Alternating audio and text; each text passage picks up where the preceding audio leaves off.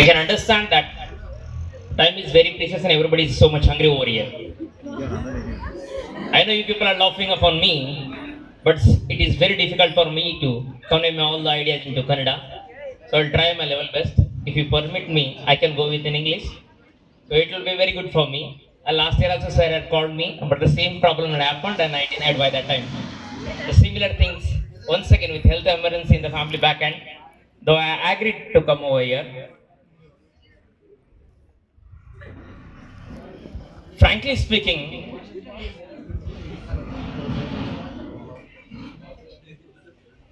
esteemed delegates over the dais, representative of the press media,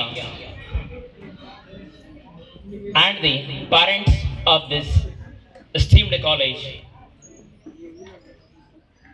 teaching and non-teaching faculties and support staff of this college, and for me right now, more importantly, the beautiful blossoming flowers of this temple of knowledge, brothers and sisters of this college. ನಾನು ಹೇಳ್ತಾ ಇರೋದು ಅರ್ಥ ಆಗ್ತಿಲ್ಲ ಅಂತ ಅನಿಸ್ತಾ ಇದೆ, ಹೌದಲ್ವಾ? ಅಂತೆ ಸಿಂಹ ಇತ್ತಂತೆ, ಕೊನೆಯಲ್ಲಿ ಒಂದು ಆಮೆ ಬಿಟ್ರಂತೆ, ಅದು ಪರಿಸ್ಥಿತಿ ನನಗಾಗಿದೆ. ಹುಲಿಗಳು ಸಿಂಹಗಳು ಎಲ್ಲ ಮಾತಾಡಿ ಹೋಗಿದಾವೆ, ಇವಾಗ ನನ್ನ ಪರಿಸ್ಥಿತಿ ಅಷ್ಟರಲ್ಲಿ. ಯು ಪೀಪಲ್ ಆರ್ ಹಂಗ್ರಿ, ಹೊಟ್ಟೆ ಹಸಿ, ಹೌದು right? So I will B bilingual if you permit me. Kannada plus English. Is it okay for everyone? Okay. You know, to be frankly, my mind is boggling over it from where to start.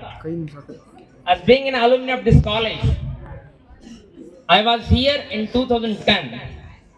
After 15 years and after 10 years of teaching experience, today I am here.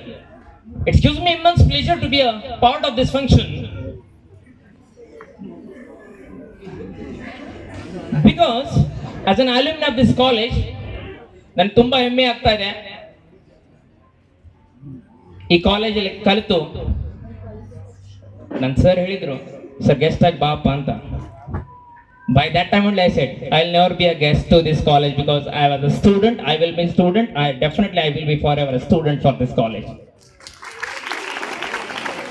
ನಾನು ಒಂದೇ ಒಂದು question ಕೇಳ್ಬೇಕಂತ ಅನಿಸ್ತಾ ಇದೆ. ನೀವು ಎಲ್ಲರೂ ಉತ್ತರ ಕೊಡ್ತೀರಾ ಅಂತಂದ್ರೆ ನಾನು ಕ್ವಶನ್ ಕೇಳ್ತೀನಿ.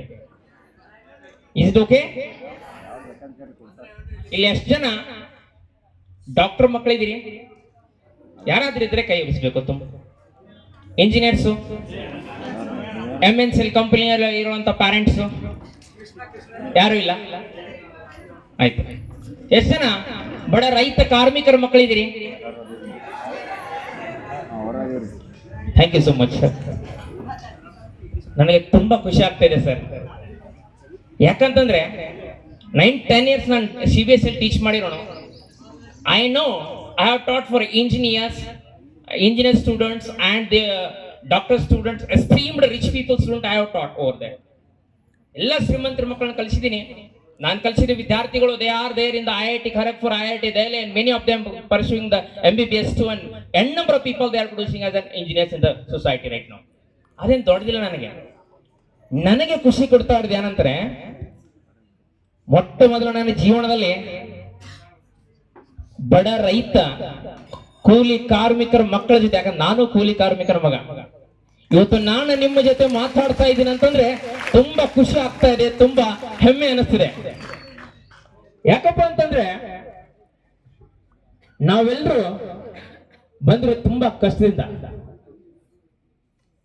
ಆ ನೋವು ನನಗೆ ಗೊತ್ತು. We came right from the zero.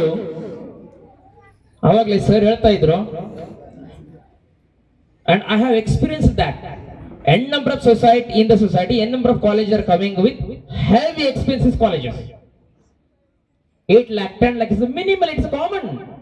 But ಇವತ್ತು ನಾವೆಲ್ಲರೂ ಈ ಸರ್ಕಾರಿ ಪದವಿ ಪೂರ್ವ ಕಾಲೇಜ್ ಕರ್ಕೊಂಡು ಅಲ್ಲಿ ವಿದ್ಯಾಭ್ಯಾಸವನ್ನು ಮಾಡ್ತಾ ಇದೀವಿ ಅಂತಂದ್ರೆ ನಾವೆಲ್ಲರೂ ಪುಣ್ಯವಂತರು.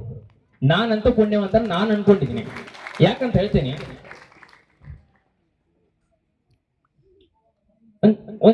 if you permit me, I will be little frankly. ನಾನು ಕ್ಲಾಸಲ್ಲಿ ಹೆಂಗ್ ಮಾತಾಡ್ತೀನಿ ಹಂಗೆ ಮಾತಾಡ್ಬೋದಾ? Okay, thank you so much. ನೋಡಿ, I will be talking irrespective girls at a side and boys at a side. ಒಂದ್ ಕಾಲಿತ್ತು ಹೆಣ್ಮಕ್ಳಿಗೆ ವಿದ್ಯಾಭ್ಯಾಸ ಕುಡಿ ಅಂತ ಒಂದು ಹೋರಾಟ ಮಾಡಿದ್ರು. ತುಂಬಾ ನೋವಾಗ್ತಾ ಇದೆ. ಈ ಕಡೆ ನಮ್ಮವರು ಅಣ್ಣತಮ್ಮಸ್ ತುಂಬಾ ಕಡಿಮೆ ಸಂಖ್ಯೆಯಲ್ಲಿ ಕಾಣ್ತಾ ಇದ್ದೀನಿ. ಯಾಕಂದ್ರೆ ನನ್ನ ಕ್ಲಾಸಲ್ಲಿ ಇಲ್ಲೊಂದು ಕೆಲವೊಂದು 3-4 ಜನ ನನ್ನ ಸ್ಟೂಡೆಂಟ್ ಇದ್ದಾರೆ. ಅವ್ರಿಗೆ ಗೊತ್ತು, ನಾನು ಯಾವತ್ತೂ ಒಂದು ಮಾತು ಹೇಳ್ತಿರ್ತೀನಿ, my heart always beats for the boys. ಯಾಕಪ್ಪ ಅಂತಂದ್ರೆ ನಾನು ಅನ್ಕೊಂಡಿದ್ದು ಮೇ ಬಿ ತಪ್ಪಿರ್ಬೋದು, ಮುದ್ ಮಕ್ಕಳು ಇರ್ತಾರ ಹೆಣ್ಮಕ್ಳು, ಇವ್ರಿಗೋಸ್ಕರ ಎಲ್ಲೇ ಸ್ಟಡಿ ಮಾಡ್ತಿರ್ತಾನ, ನೌಕರಿ ಹಿಡಿತಾನ, ಇಂಥ ಹುಡುಗನ್ ಮದುವೆ ಮಾಡ್ಕೊಂಡು ಹೋಗ್ತಾರ. ನಮ್ಮ ಹುಡುಗರ ಗತಿ ಏನ್ರಿ ಸರ್?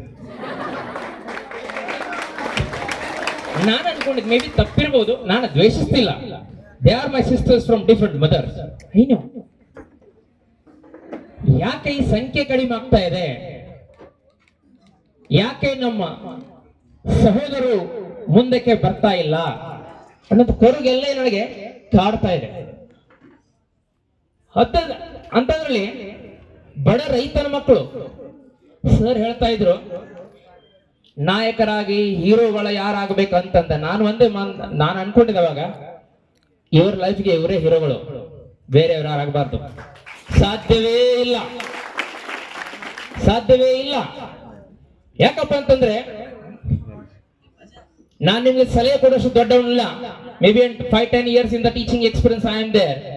ಬಟ್ ನಿಮ್ಮ ಜೀವನಕ್ಕೆ ನೀವೇ ಸಾಟಿ, ನಿಮ್ಮ ಜೀವದ ಹೀರೋ ನೀವಾಗಬೇಕು. ಯಾಕಂತಂದ್ರೆ ನೋಡಿ, ನಮ್ಮ ತಂದೆ ತಾಯಿಗಳು ದುಡಿತಿರ್ತಾರ, ಕೆಲವೊಬ್ರು ಕುಡಿತಿರ್ತಾರ, ಕುಡಿದು ಕೆಲವೊಬ್ರು ನಮ್ಮ ತಾಯಿಗಳನ್ನ ಬಡಿತಿರ್ತಾರ. ಆ ವಾಸ್ತವಿಕ ಸಂಗತಿಯಿಂದ ನಾವು ಬೆಳೆದವರು. ಕೆಲವೊಬ್ರು ಆ ವಾಸ್ತವಿಕ ಇನ್ನೂ ಅದೇ ಸ್ಥಿತಿಯಲ್ಲಿ ಇರಬಹುದು.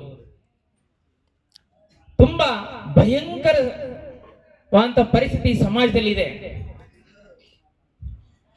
ನಾವೆಲ್ಲರೂ ಮುಂಜಾನೆ ಎದ್ದು ನೋಡ್ಬೇಕು, ಕೆಲವೊಬ್ರು ಸಿಕ್ಕಾಪಟ್ಟೆ ಕೆಲಸ ಮಾಡ್ಕೊಂಡು ಬರ್ತೀರಾ, ದನಗಳು ಇರ್ತಾವ, ತೋಟದಲ್ಲಿ ಹೋಗ್ತೀರಾ. ಕೆಲವ್ರು ತಂದೆ ತಾಯಿಗಳು ನೀವು ಹೇಳೋಕ್ಕಿಂತ ಮುಂಚೆನೆ ತೋಟಕ್ಕೆ ಹೋಗಿರ್ತಾರ.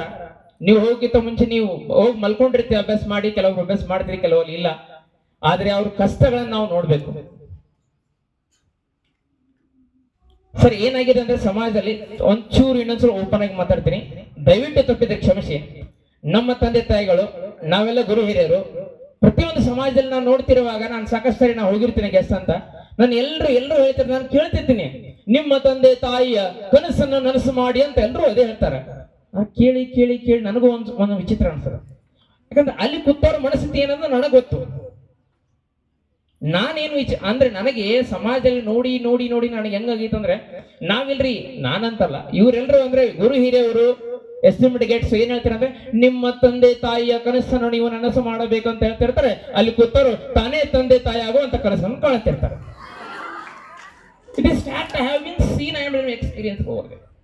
ಸಮಾಜದಲ್ಲಿ ಸಾಕಷ್ಟು ಪಿಡುಗಳದಾವ. ಕೊರೋನಾ ಅಂತ ಹೇಳ್ತಾ ಇದ್ರು, ಆ ಪಿಡುಗು ಈ ಪಿಡುಗು. ನನಗೂ ಒಂದು ನಾನು ಒಂದು ರೋಗವನ್ನು ಕಂಡುಕೊಂಡಿದ್ದೀನಿ. ಎಲ್ಲರೂ ಬರೀ ಲವ್ ಅಂತಾರೆ ಸರ್.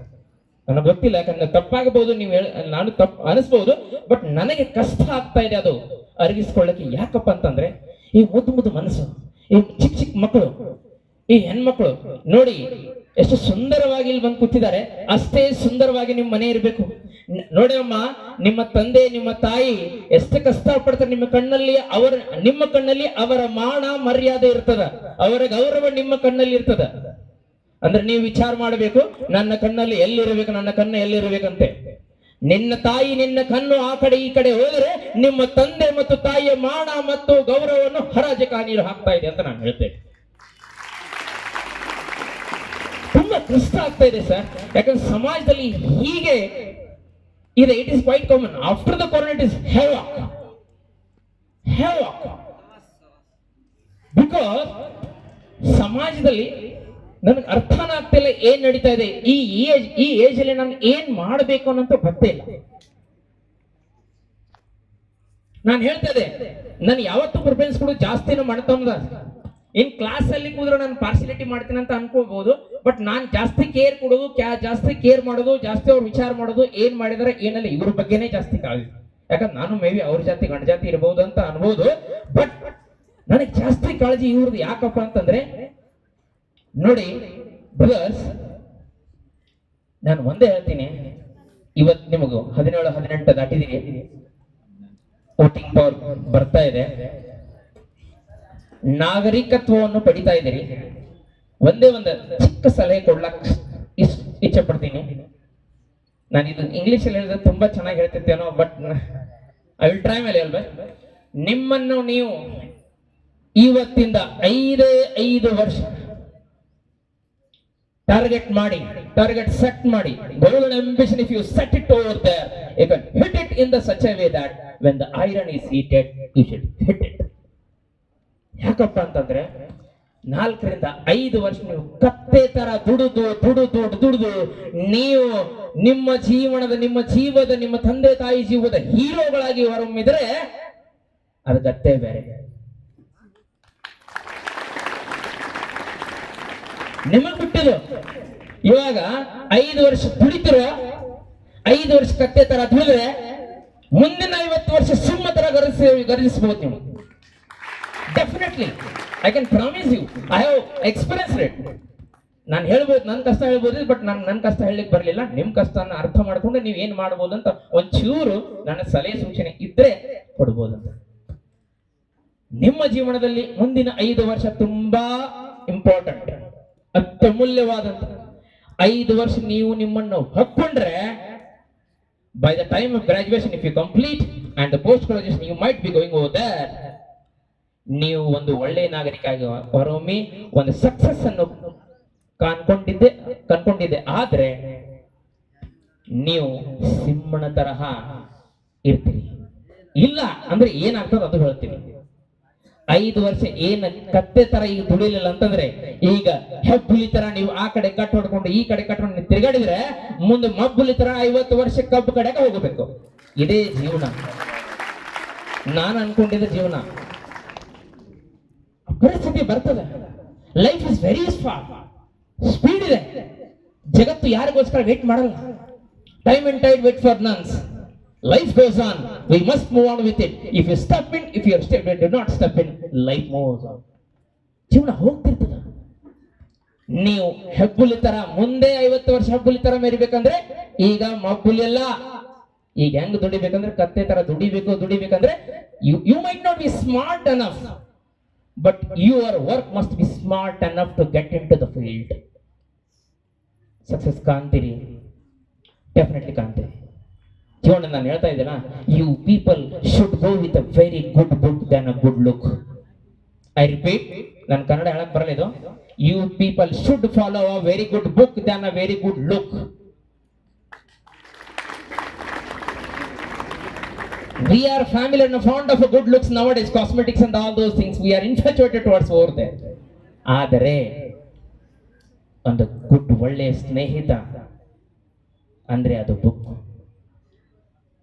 ಕೆಲವು ವರ್ಷಗಳು ಇವಾಗ ನೋಡಿ ತಾಯಂದ್ರೆ ನಿಮ್ಗೆ ವಯಸ್ಸಾಗಿದೆ ಅಂತಂದ್ರೆ 18 ಆಲ್ಮೋಸ್ಟ್ 20 ವರ್ಷಗಳ ಕಾಲ, ಇನ್ನೊಂದು ಆ ಕಡೆ ಈ ಕಡೆ 2-3 ವರ್ಷ 5 ವರ್ಷ ಅವ್ರಿಗೆ ಹೇಳಿ, ನಿಮ್ಗೆ ಹೇಳ್ತೀನಿ ಈಗ 5 ವರ್ಷ ಏನ್ ಮಾಡ್ಬೇಕಂತ ಹೇಳ.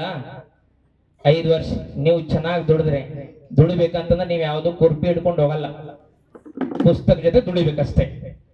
ನಮ್ಮ ರೈಟರ ಪುಸ್ತಕ ಜೊತೆ ನಿಮ್ಮ ದುಡಿತಾ ಇದ್ರೆ ಏನಾಗತ್ತೆ, ಇಲ್ಲ ಅಂತಂದ್ರೆ ಏನಾಗತ್ತೆ. ನಾನು ಆವಾಗಲೇ ಹೇಳ್ತಿದ್ದೆ, ನಿಮ್ಮ ತಂದೆ ತಾಯಿಯ ಮಾನ ಮರ್ಯಾದೆ ಗೌರವ ಇರುವುದು ನಿಮ್ಮ ಕಣ್ಣಲ್ಲಿ. ಯಾಕಮ್ಮ ತಾಯಿ ಹೇಳ್ತಾ ಇದ್ದೇನಂತಂದ್ರೆ, ಒಂಚೂರು ಮನೇಲಿ ಹೋದ್ಮೇಲೆ ನಿಮ್ಮ ತಂದೆಯವ್ರ ಕಣ್ಣಲ್ಲಿ ಕಣ್ಣಿಟ್ಟು ನೋಡಲ್ಲ, ನನಗೆ ಗೊತ್ತು, ಅಷ್ಟು ಧೈರ್ಯ ಇರಲ್ಲ. ತಂದೆ is the first hero of your life, right? ಆ ತಂದೆ, ನೀನು ತಾಯಿ ಇಲ್ಲಿ ಬಂದೆ ಶಾಲೆಗೆ ಈ ಕಾಲೇಜ್ಗೆ ಕಲಿಬೇಕಂದ್ರೆ ಎಷ್ಟು ದುಡಿತಾನೆ ನಿಮಗೆ ಗೊತ್ತಾ? 2-3 ವರ್ಷ ಸಕ್ಸಸ್ ಕಾಣ್ಬೇಕಂದ್ರೆ ಮದುವೆ ಮಾಡ್ಬೇಕು ನಿಮ್ದು, ಹೌದಾ? ಸಕ್ಸಸ್ ಕಾಂದ್ರೂ ಮಾಡ್ಬೇಕು, ಕಾಂದೇ ಮಾಡ್ಬೇಕು. ಈ 20-25 ವರ್ಷಗಳ ಕಾಲ ಅವನು ದುಡಿತಾ ಇರ್ತಾನೆ. ಯಾಕಂದ್ರೆ ನಿನಗೆ ಒಳ್ಳೆ ಸ್ಥಾನಮಾನ ಸಿಗಬೇಕು, ನಿನ್ನ ಒಳ್ಳೆ ಒಬ್ಬ ಗಂಡ ಸಿಗಬೇಕಂತ ಅವನ ಪರಿಶ್ರಮ ನಿನಗೋಸ್ಕರ ಇದೆ ತಾಯಿ.